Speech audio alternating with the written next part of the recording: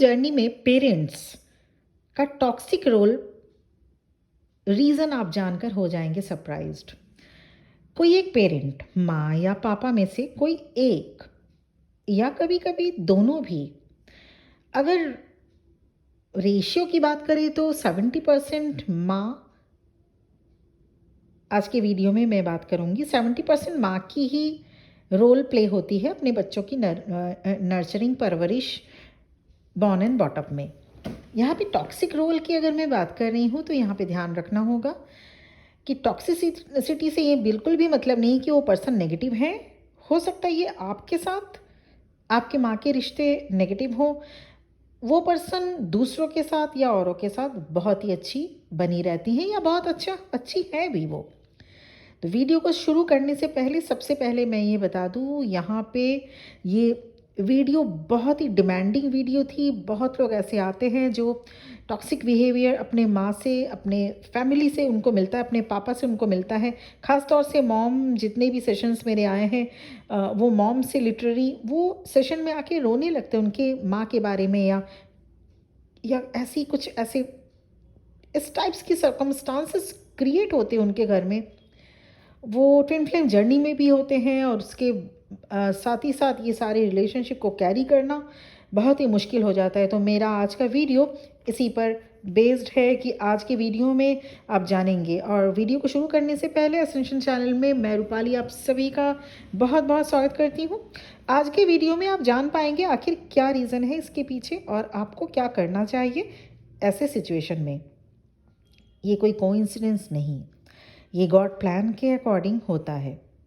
और इस वीडियो को सुनने के बाद आपको अपने मॉम को देखने का नज़रिया बिल्कुल चेंज हो जाएगा, ये मेरी गारंटी है। तो चलिए शुरू करते हैं वीडियो। बच्चे यहाँ पे जो आप, भले ही आपकी एज जो भी हो, ट्विन फ्लेम्स होंगे और उनकी जो माँ है, मतलब आपकी माँ, वो टॉक्सिक रोल प्ले करती है। इस पर बेस्ड है आज का वीडियो। ये कोई कोइंसिडेंस नहीं है, ये गॉड प्लान के अकॉर्डिंग होता है। God deliberately set you apart and the sufferings, the pain you felt, this is also the part of this journey. सभी ट्विन फ्लेम तो नहीं, पर ट्विन फ्लेम के लाइफ में ज़्यादातर पेरेंट्स बहुत इम्पॉर्टेंट रोल प्ले करते हैं। उन्हें अपने पेरेंट्स से ही पेन मिला होता है। ये ज़रूरी होता है ताकि आप स्ट्रांग बन सकें, आप रेडी हो सकें उस हायर पर्पस के लिए जिसके लिए आप यहाँ आए हुए होते हैं। कई बार आपके साथ आपके मॉम ने बिना किसी सॉलिड रीज़न के टॉक्सिक बिहेवियर किया होगा। कई बार आपसे हेट भी की होंगी आपकी मॉम। कई ऐसे लम्हे आए होंगे जब आपने अपनी वैल्यू, अपनी वर्थ को लेकर क्वेश्चन भी किए होंगे, खुद अपने आप से, अपने भगवान से।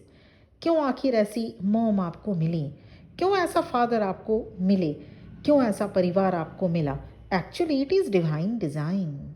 ईश्वर आपको खुद अपनी शरण में लाना चाह रहे थे। जो खालीपन, जो एब्सेंस ऑफ मदरली अटैचमेंट आपने फील किया, वो इस दुनिया के अर्थली अटैचमेंट की सच्चाई आपके सामने लाना था। माँ के साथ बच्चे का अटैचमेंट हमें इल्यूजन में रखता है। अगर माँ के साथ रिलेशन अच्छा है तो वो इंसान भगवान के करीब नहीं आ पाता। माँ से मिले पेन, दर्द ही तो गॉड का रास्ता दिखाते हैं। डिवाइन आपसे कहना चाहते हैं कि इस दुनिया में किसी के पास भी उतनी पावर नहीं जो ईश्वर के प्यार को टक्कर दे सके। Your mom could only offer a earthly attachment towards you, not that soulful love what divine has for you.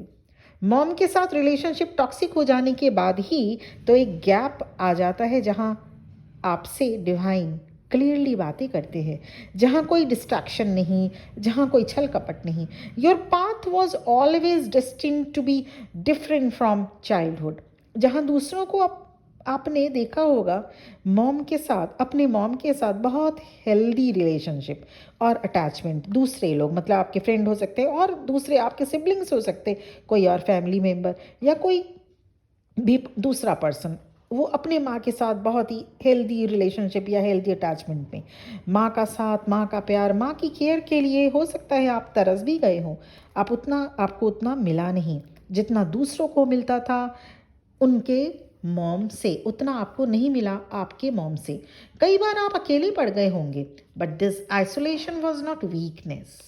ये भगवान का प्लान था कि आपको सिर्फ भगवान पर रिलायबल होना है, ना कि किसी उनके बनाए हुए इंसान पर, चाहे वो आपकी माँ ही क्यों ना हो। The love you have always longed for it cannot be found by human hands but by the divine. ईश्वर के हाथ भले ही दिखते नहीं, ईश्वर का प्यार भले ही आप महसूस नहीं कर पाते, क्योंकि हो सकता है दूसरों को माँ, दूसरी जो माँ है या दूसरों को माँ का साथ, माँ का प्यार एक ठंडी छाँव के जैसे लगती हो। जब दुनिया उन्हें तपती धूप में परेशान करती है, माँ का प्यार एक ठंडी छाँव से कम नहीं लगता। और वहीं आप वॉरियर हैं, आपको गॉड सिखाना चाहते हैं कि आपके मन में माँ के लिए जो इमेज है, जो मॉम्स लव के लिए जो इमेज है, आमतौर पर लोगों के मन में ये धारणा होती है, mom's love means a love that is perfect, that doesn't fade or fail. ठीक है ना, माँ का प्यार कभी फेल या फेड नहीं होता। आमतौर पर दूसरे लोग जो और भी अदर सोल्स है इस दुनिया में, उनके मन में यही धारणा होती है। आपको मिले पेन, तकलीफ, दर्द, आपको ये फील हो सकता है कि कैसे लाइफ मिली है आपको। माँ का मर्म स्पर्श न मिलना या कम मिलना आपको ईश्वर के सानिध्य में लाता है। न तो आप नेग्लेक्टेड हैं, ना ही अबैंडन्ड। आप तो वो हीरा है जिसे भगवान खुद तराश रहे हैं।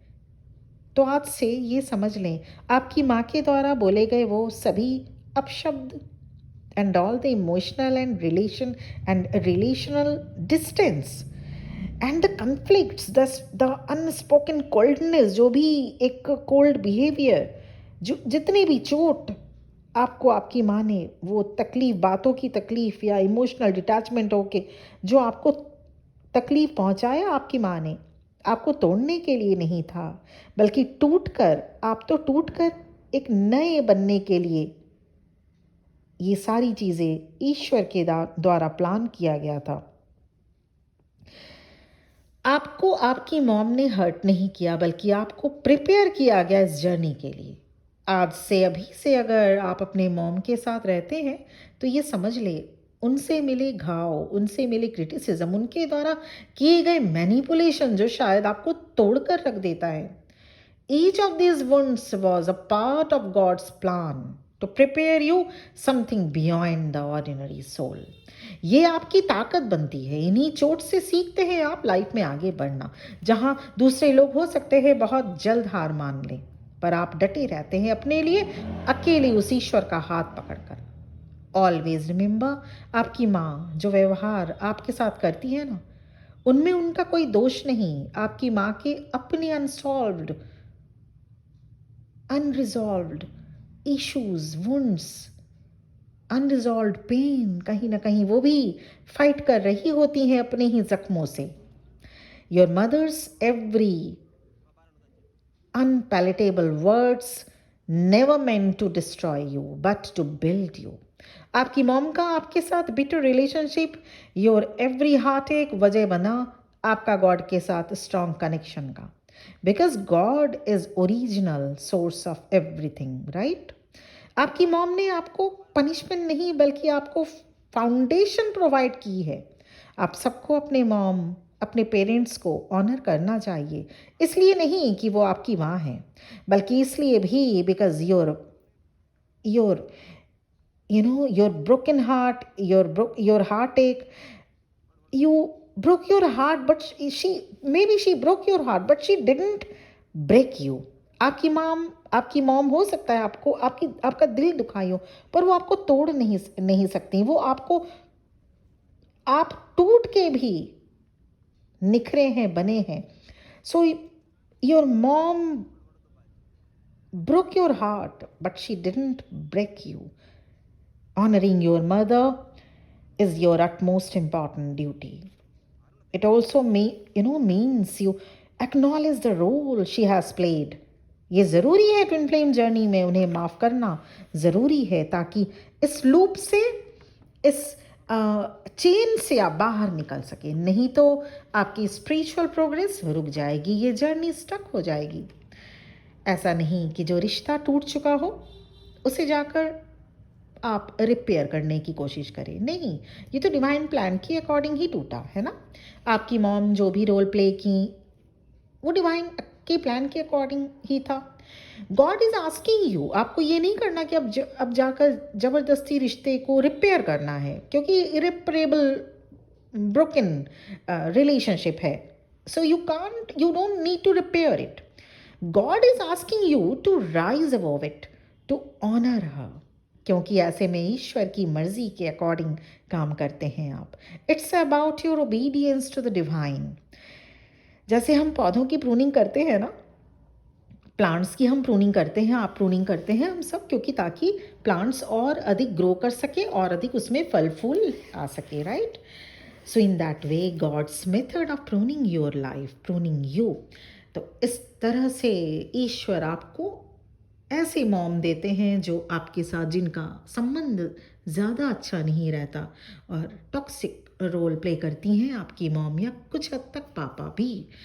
तो ये था वीडियो, और इस वीडियो को सुनने के बाद मुझे 100% यकीन है कि अब आप अपनी माँ को या पापा को, जो भी जिनके भी साथ आपके टॉक्सिक रिलेशनशिप है, उनको आप गलत ना समझ के उनको समझने की कोशिश करेंगे, और समझने के साथ ही साथ उनको ऑनर भी करेंगे, because this in that way you obedient your divine.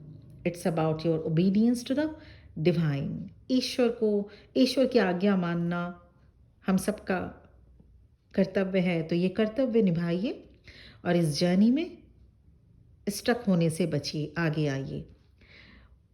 Personal session, personal reading भी अवेलेबल है इसके साथ। पर्सनल सेशन, पर्सनल रीडिंग में कंप्लीटली आपके सिचुएशंस रिलेटेड बात की जाती है, क्योंकि ये जनरल है, सबके इस तरह के वुंड्स नहीं होते, और सभी ट्विन फ्लेम्स अपने मॉम से टॉक्सिक रिलेशनशिप में हो, बिल्कुल भी ज़रूरी नहीं, या पापा से टॉक्सिक रिलेशनशिप में हो, ये भी ज़रूरी नहीं। तो सबके ट्विन फ्लेम जर्नी में स्टेजेस 8 होते हैं, वो सबके लिए पर सिचुएशंस अलग अलग होता है।